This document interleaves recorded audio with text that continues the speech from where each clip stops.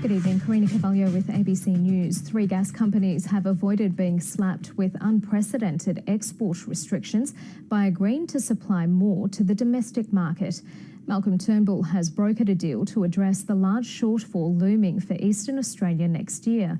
But one power company is still taking the shortage so seriously, it's planning to do the unthinkable and import liquefied gas. Here's political editor Andrew Probyn. Crib Point in Victoria's Western Port says everything about Australia's absurd energy crisis. This seaside town, whose piers see Flathead and Snapper brought ashore, could soon be a beachhead for Middle Eastern gas.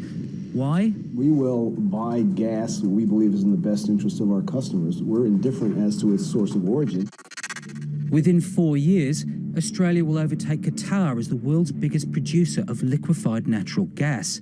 Yet power company AGL is finishing plans for a $250 million import jetty at Crib Point to get much-needed supplies for the southeast. It's all about supply and demand. More supply drives down price. The idea that Victorians are going to have to pay the cost of shipping gas from the Middle East or from Louisiana or from northwest Australia is extraordinary. Look, we're looking at importing LNG because we have a customer base. We can all scratch our heads that a resource-rich nation such as ours might import a product that's made billions in exports.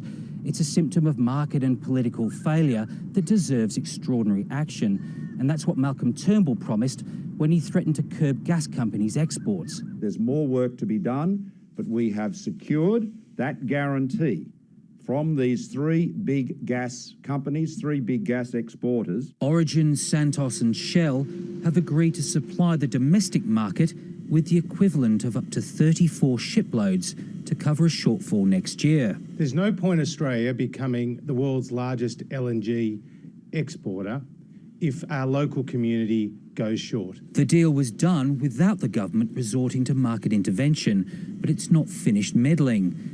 Companies have agreed to tell the competition watchdog more about the price of gas they're selling and what bids they've rejected. We're going to shine a light on this, what has been a very opaque industry, and that sunlight will ensure more gas at better prices for Australians. We need more assurances for the gas industry, and the only way to be sure that those assurances will be delivered is to have the backup of a legal mechanism. Malcolm Turnbull hopes to strike a permanent fix when he meets gas chiefs again next week.